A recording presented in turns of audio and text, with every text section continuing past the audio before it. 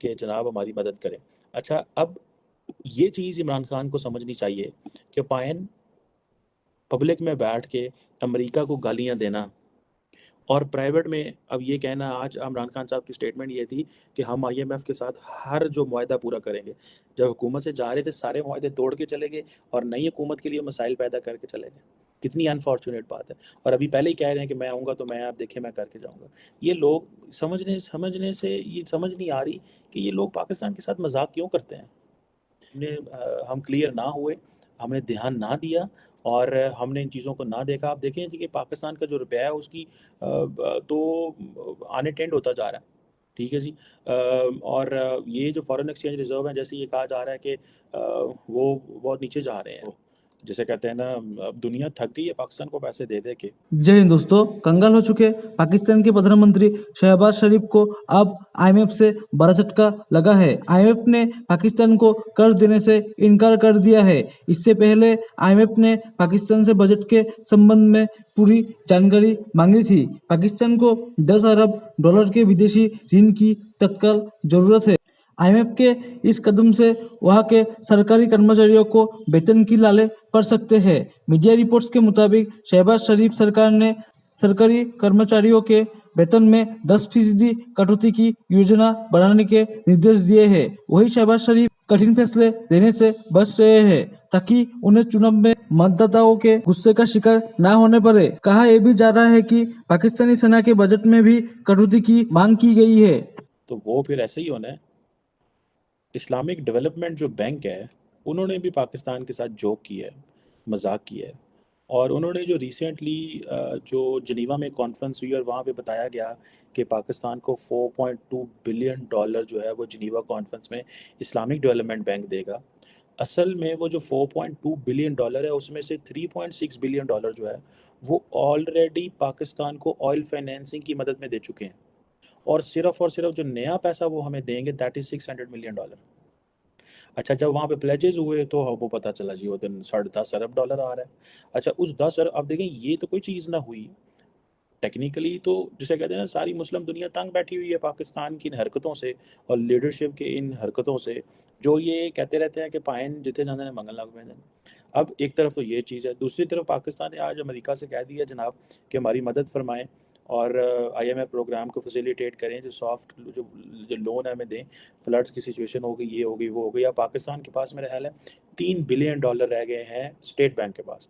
Private बैंकों के पास अपने कोई पैसे पड़े हुए हैं, लेकिन स्टेट बैंक के पास कोई 3 बिलियन डॉलर रह गए हैं। अब ये जो चीज़ है, अब अमेरिका के एक डेलीगेशन आया हुआ था, डेप्यूटी असिस्टेंट सेक्रेटरी जो डिपार्टमेंट ऑफ ट्रेजरी के बंदे हैं, वो आए हुए थे। डार साहब हमारे फाइनेंस मिनिस्टर उनसे मिले, उन्होंने तरला पाया, उन्होंने कहा पाए इंज ना करो, औखे टाइम ते तुसी सानू रल दे हो। और दूसरी बात ये है कि एक चीज़ ये, दूसरी चीज़ ये है कि पाकिस्तान के फाइनेंस मिनिस्टर कतर भी गए हुए थे और वहाँ पे भी जाके उन्होंने जिसे कहते हैं ना रिक्वेस्ट की है कि जनाब हमारी मदद करें। अच्छा, अब ये चीज़ इमरान खान को समझनी चाहिए कि पायन पब्लिक में बैठ के अमेरिका को गालियाँ देना और प्राइवेट में अब ये कहना, आज इमरान खान साहब की स्टेटमेंट ये थी कि हम आईएमएफ के साथ हर जो मुआहदा पूरा करेंगे। जब हुकूमत से जा रहे थे सारे मुआहदे तोड़ के चले गए और नई हुकूमत के लिए मसाइल पैदा करके चले गए। कितनी अनफॉर्चुनेट बात है। और अभी पहले ही कह रहे हैं कि मैं आऊँगा तो मैं आप देखिए मैं करके जाऊँगा। ये लोग समझने समझने से ये समझ नहीं आ रही कि ये लोग पाकिस्तान के साथ मजाक क्यों करते हैं। ये पाकिस्तान की तकदीर के साथ क्यों खेलते हैं। अब जैसे मैंने पहले बताया, चीनी भी 500 मिलियन डॉलर ले गए। अमेरिका जो वो अपने उन्होंने डिप्टी असिस्टेंट सेक्रेटरी को भेजा है, ट्रेजरी को भेजा है कि जाओ इनकी हालत जाके चेक करो किधर खड़े हुए हैं। पाकिस्तान जो है वो they are running from pillar to post. ठीक है जी। दर बदर की ठोकरें खा रहा है हमारा वजीर खारजा।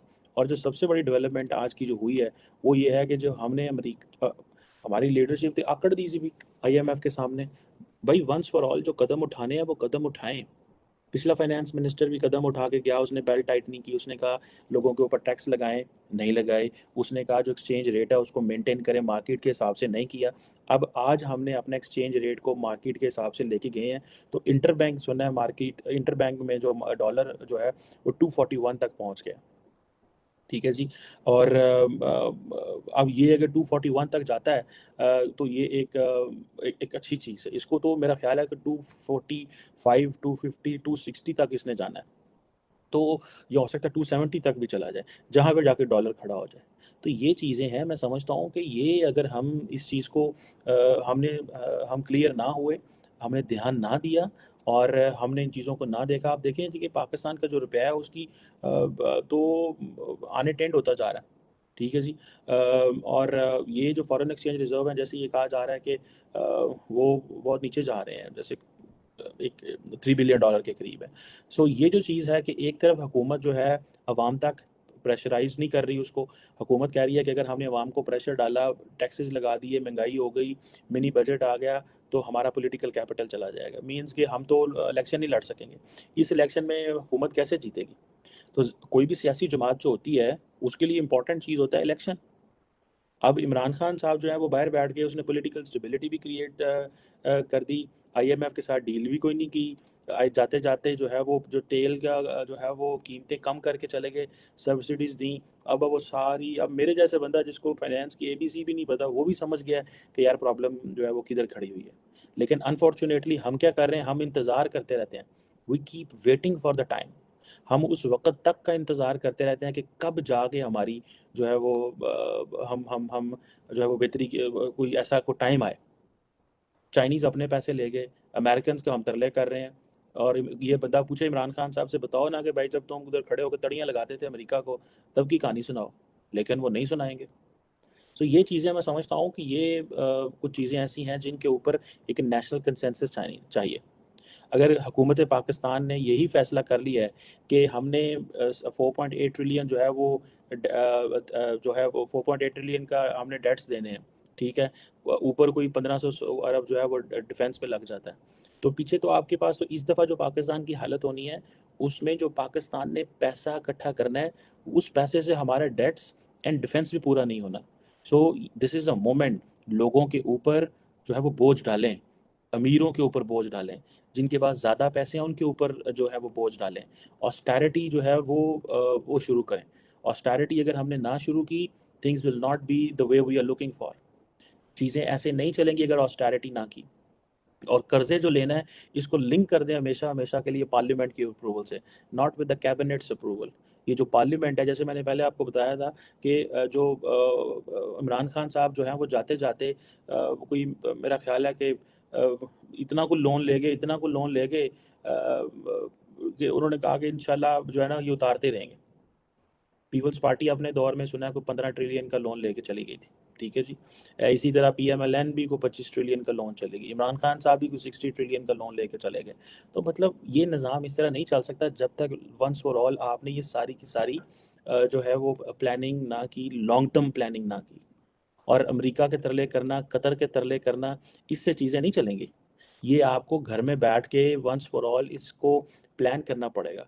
अभी पेरिस क्लब के आपने अलहदा पैसे देने हैं। ठीक है जी। और मल्टीलैटरल लैंडर्स के अलहदा पैसे देने हैं। पैसा सारा रोल ओवर हुआ हुआ है। ये एक बहुत बहुत बड़ा जो जिसे कहते हैं ना, ये एक एक चीज़ है। आप देखें ना, आपके ऊपर प्रेशर आ रहा है कि डिफेंस फोर्सेस जो है फौज घटाएं, कम करें। ये प्रेशर आ रहा है पाकिस्तान के ऊपर कि फ़ौज कम करें। अगर आप फ़ौज कम नहीं करेंगे, तो अब ज़ाहिर बात है इंडिया अब इसके ऊपर बातें कर रहा है। और